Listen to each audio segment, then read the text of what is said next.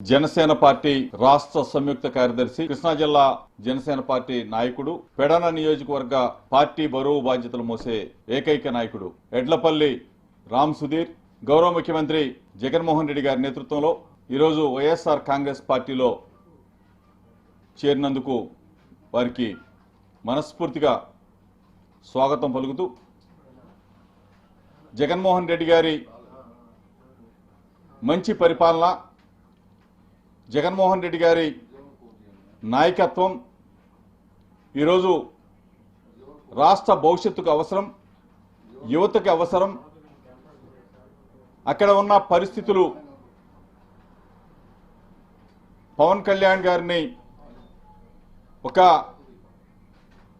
లీడర్గా చూడాలనుకుంటే పవన్ కళ్యాణ్ చంద్రబాబు నాయుడు గారికి తాబేదాడుగా మారిపోయాడని చెప్పేసి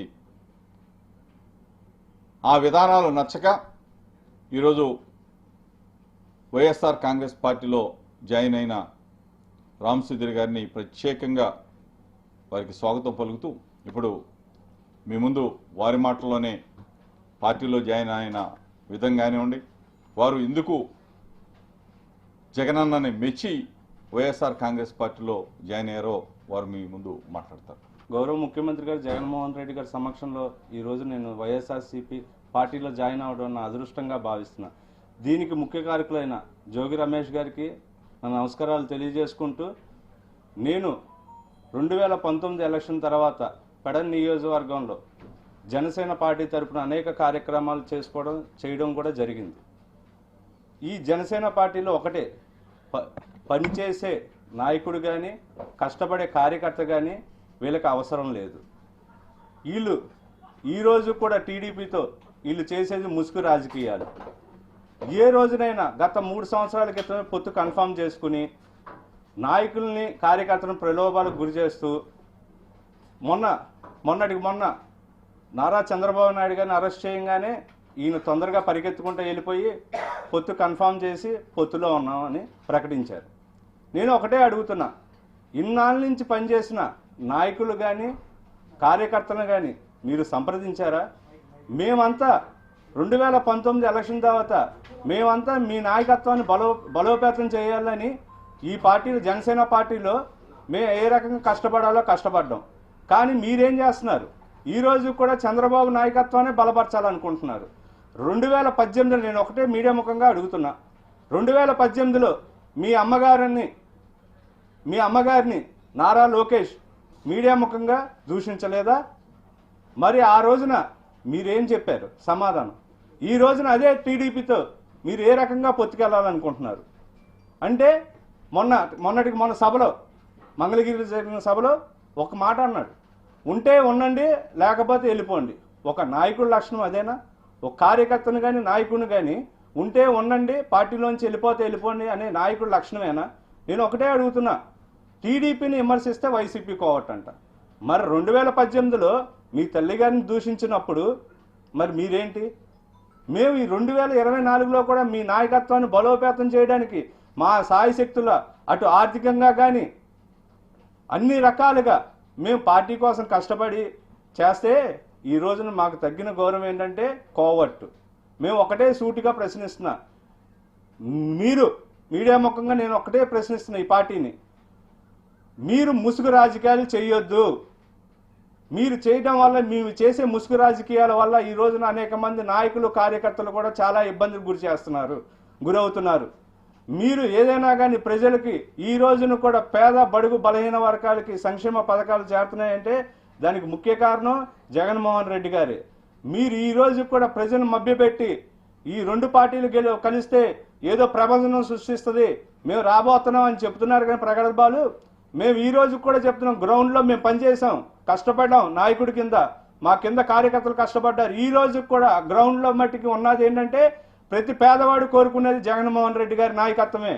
మీ అందరికీ చెప్తున్నాం, రాబోయే ప్రభుత్వం వైఎస్ఆర్సీపీ కాంగ్రెస్ పార్టీ ప్రభుత్వమే. మీకు ఈ రోజుకైనా మేము పవన్ కళ్యాణ్ గారిని ఒకటే కోరుకుంటున్నాం, పనిచేసే కార్యకర్తలను కాపాడుకోండి, నాయకులను కాపాడుకోండి. ఉంటే ఉండండి పోతే పోవండి అంటే కాదు. ఈ రోజు కూడా ఒకటే, మిమ్మల్ని చూసి ఎందుకు ఓటేయాలి? నేను అడిగే ప్రశ్న ఒకటే. నన్ను 2019లో మీరు నన్ను గెలిపించుకోలేకపోయారా అన్నారు. 2024లో మిమ్మల్ని ఏ విధంగా చూసి ఓటేయాలని మీడియా ముఖంగా కోరుతూ ఈ కార్యక్రమానికి వచ్చిన మీడియా మిత్రులందరికీ మరొకసారి ధన్యవాదాలు తెలియజేసుకుంటూ ముగిస్తుంది. ఎడ్లపల్లి రామ్ సుధీర్ వారి మిత్రబృందం అందరికీ కూడా కృతజ్ఞతలు చెప్తూ ఇప్పుడే సోదరుడు మాట్లాడాడు.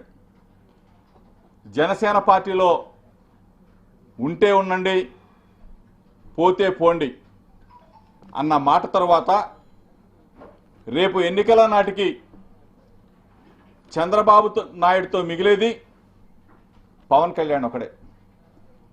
జనసేన పార్టీకి సంబంధించిన ఏ ఒక్క నాయకుడు కానీ కార్యకర్త కానీ ఆ పార్టీలో ఉండరు. ఎందుకంటే పవన్ కళ్యాణ్ని ఒక లీడర్గా, రేపు రాబోయే రోజుల్లో ఒక ముఖ్యమంత్రి అభ్యర్థిగా అందరూ కూడా గుర్తించారు, గౌరవించారు. కానీ నేను ఆ స్థాయి కాదు, నేను చంద్రబాబు నాయుడికి తాబేదోడుగానే ఉంటాను, చంద్రబాబు నాయుడిని మోస్తాను, చంద్రబాబు నాయుడిని ముఖ్యమంత్రి చేయడం కోసమే పనిచేస్తానని చెప్పేసి స్పష్టంగా ఈ రాష్ట్ర ప్రజలకు చెప్పాడు. మీ ద్వారా జనసేన నాయకుల్ని కార్యకర్తలను కూడా కోరుతా ఉన్నా, మీరు ఆత్మాభిమానాన్ని చంపుకొని చంద్రబాబు నాయుడికి సపోర్ట్ చేయొద్దని చెప్పి అడుగుతా ఉన్నా. ఎందుకంటే మీరు ఆ రోజున సపోర్ట్ చేస్తే 2014లో, ఆ తర్వాత మీ లీడర్ని పవన్ కళ్యాణ్ని ఏ విధంగా దూషించింది మర్చిపోవద్దండి. ఆయన తిడితే తిట్టారు, ఆయన కుటుంబ సభ్యుల్ని సైతం రోడ్ల మీద తిట్టిన పరిస్థితులు మీరు మర్చిపోవద్దండి. ఒకానొక దశలో బాలకృష్ణ ఏ విధంగా మాట్లాడాడో కూడా మీరు మర్చిపోవద్దండి.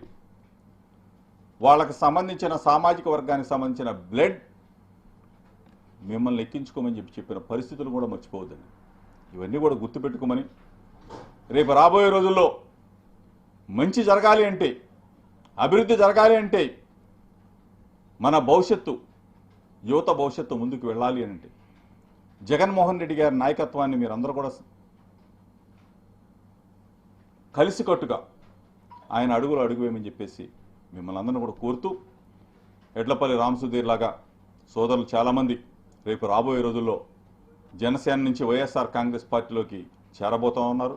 వాళ్ళందరినీ కూడా మనస్ఫూర్తిగా మీరందరూ కూడా గుండెల మీద చేసుకోండి, ఒకసారి ఆలోచన చేసుకోండి. తప్పనిసరిగా మీ అందరికీ కూడా మంచి గౌరవిస్తాం. మీరందరూ కూడా వైఎస్ఆర్ కాంగ్రెస్ పార్టీలోకి మిమ్మల్ని అందరూ కూడా ఆహ్వానిస్తాం.